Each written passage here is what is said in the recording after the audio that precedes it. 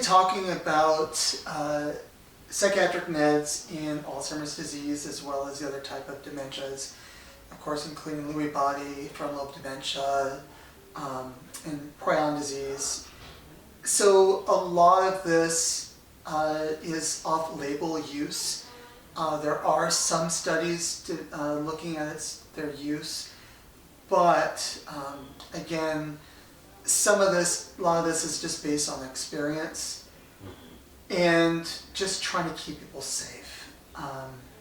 And so, of course, this is for more entertainment, informational purposes. It is, of course, not, a lot of this is not peer-reviewed and is common practice, but not, perfect.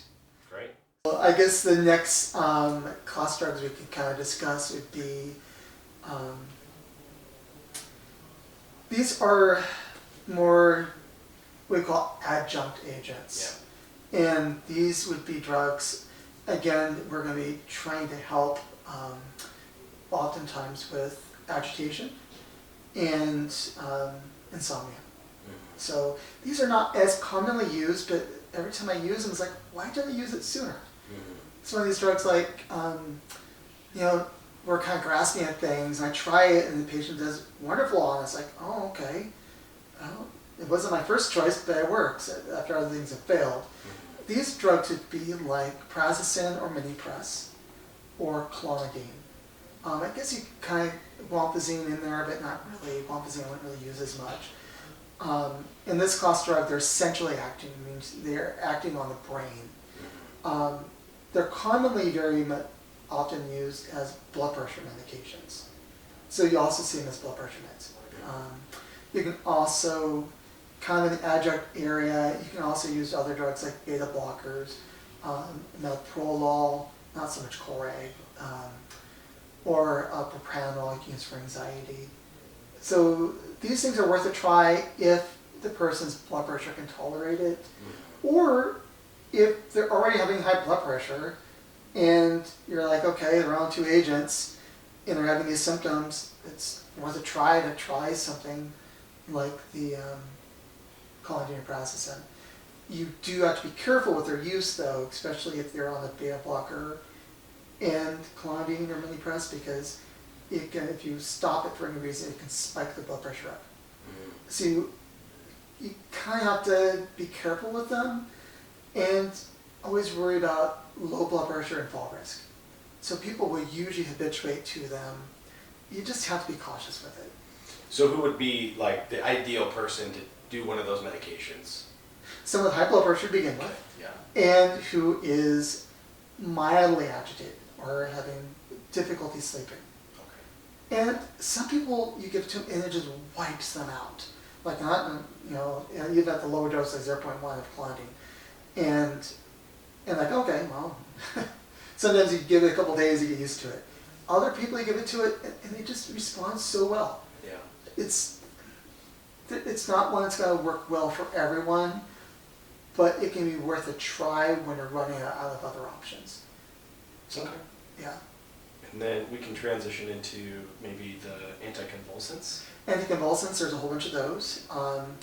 The main ones would be things like Depakote or valproic acid. That's the most common used one of this group, mainly because of its has a little better side effect profile. General dosing of that, you can get the sprinkles, you can actually sprinkle on people's food for the Depakote sprinkles, and you can start 125 milligrams 2-3 times a day, or sometimes just at night. And generally, in this setting personally, I don't go higher than 500 milligrams twice a day if I don't have to. Unless you have a underlying seizure disorder, then of course you go higher. The main issue with Depakote in particular is it can elevate the ammonia level, it can be hard on the liver, and it causes increased sedation. And so I find once I start going above 500 milligrams twice a day, then I need to do blood monitoring of Depakote levels and all this other stuff. Generally, I try to keep around 250 twice a day. That's me personally, because then I'm not as worried about having to check that Depakote level. If I go up higher than 500, I feel like I always check the Depakote level every month or two. Or if they're sedated, they're like, okay, they're sedated. Why are they sedated? Is it the med? So then I feel like I have to check. Do you have to do, so you mentioned the blood work. If you're at those lower levels, are you still checking that level eventually, or is it If they're safe? doing well, it's sometimes I'm not checking as often per se. It's lower risk.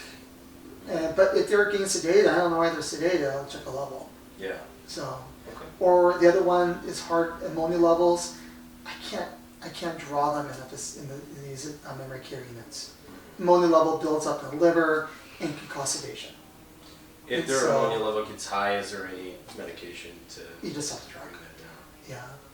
There are some things we do in the hospital. I won't go into details, but and then you just stop the drug and it returns to normal normally. Okay. But if their ammonia level is way too high and they're watching weight, that they're not coming out of it at the same mouth. Okay. So, but pretty rare. With the way I dose it, I don't see it. Okay. So, but for patients with seizures, yeah, we're going to go higher because we're going to go to 1,000 milligrams or so twice a day because that's what it takes to depress a seizure. Yeah. Or suppress a seizure. And then the other one is caused to be Tegretol. Tegretol is useful. We don't use it as much because it's slightly worse side effect profile compared to Depakote. And it has the same thing. You still have to check a level, you still have to do all this stuff. Mm-hmm. And then another one we sometimes will use would be Topamax, topiramate. Some medication with people who are picking at their skin. We can use that sometimes. I don't know how effective it is. It sometimes works, but if they're having headaches, Topamax can work. Depakote can also work. It can also help with behaviors. So the Depakote, Tegretol, Topamax we oftentimes will use for behaviors or seizures. Mm-hmm. And there's also another one called Lamictal, and then lamotrigine. It gets more in that psych realm or seizure realm, but we see it used a lot. It's usually not used for especially dementia. Okay. So, And then if we go into like our less sedating antipsychotics. so antipsychotics, of course, have the black box warning for their use for dementia patients. Other than the newer one called Rexulti, most of them don't have the indication for dementia, Mm-hmm. right? And so Rexult, I've had families search some of these medications and they're yeah, horrified. uh-huh. And you start using the term antipsychotic, they're like, wait, what? Yeah. They're very confused on why those would potentially be We effective. try to avoid their use Mm-hmm. whenever we can, right? They have their place, but generally once I'm having to put people on the antipsychotics, I'm generally starting to talk about end-of-life care. Mm-hmm. So these are patients with more severe type forms of dementia. They're having a lot of delusions, paranoia, increased agitation, and oftentimes unsafe behaviors.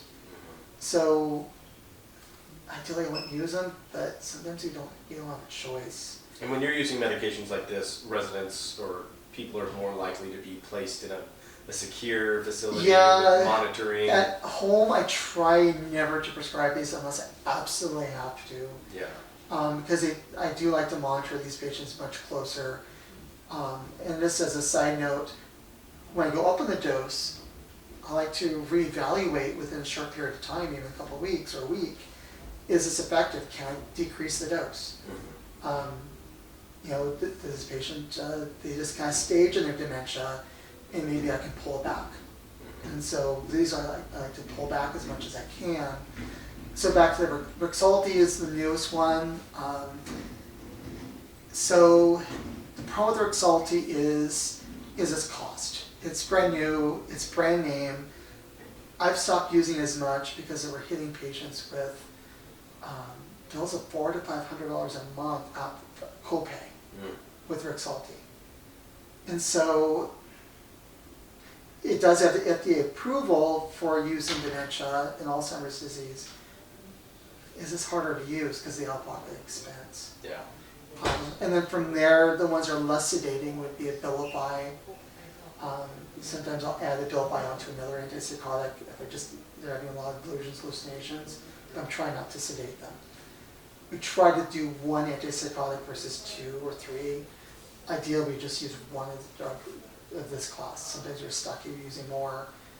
And then we have Abilify be one, and then another less sedating one would be Latuda and Geodon. Not as sedating, but you have to be eating with that. So Latuda, you have to at least eat 300 calories at the time you're taking the drug for your body to metabolize Latuda. To less extent Geodon. So if someone's not eating at all, these are not great options.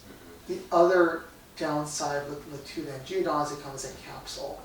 So if you're someone with dysphagia, you can't swallow, and you can't just open them up, you have to swallow the capsule. So sometimes that precludes their use. Yeah, that makes sense. Are there any long-term side effects somebody would need to be aware of if they were to take some of these medications? Well, I'll go through the other ones first, and then I'll go there. Great, yeah. So the next ones, unless are more sedating, would be Risperidone, and then Zyprexa and Seroquel. And so these patients are generally a lot more difficult to manage. Ideally, again, try not to use them, but sometimes if you have someone who's throwing chairs through windows, or who's beating up other residents, or has Lewy body disease, and they think that someone's yelling from downstairs when there is no downstairs, you just want them safe. We oftentimes have to use these drugs. Yeah. It's also dose dependent too.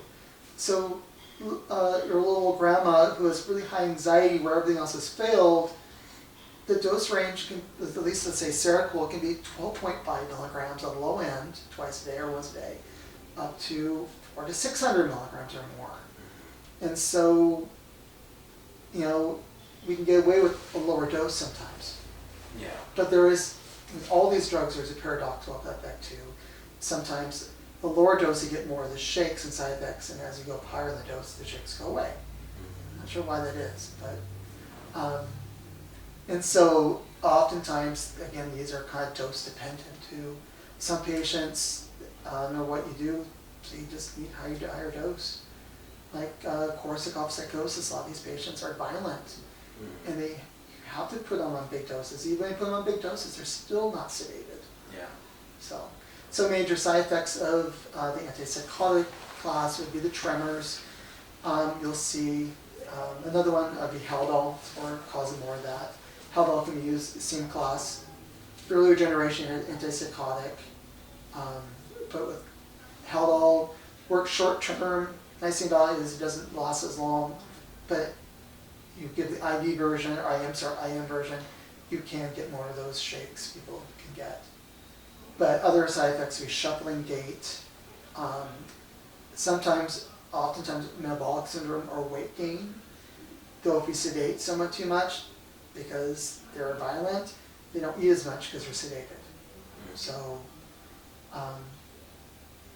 but usually when I prescribe antipsychotics, I have a long discussion with all the side effects with the family. Yeah. So they know what we're doing, why we're doing it, and that we're going to try to reduce the dose as soon as we can. Yeah, so these aren't medications you'd be ordering right off the bat. This is more severe dementia. It's requiring different medication than the ones we discussed previously. These meds were designed for bipolar depression, schizophrenia, and these meds are not truly indicated for dementia, but we don't have other options. Yeah. Like when someone's violent and the choice is hospital and full restraints, or giving us drugs so they're manageable, the better option is keep them comfortable and out of the hospital. Yeah, and as a community provider, we have to keep that resident safe. We have to keep the other residents safe. We have to keep the staff safe. We have to, meet regulations from the state. Yeah. You know, and so sometimes it's not the first option, but sometimes it's the only option at that Yeah. point. So just to manage that.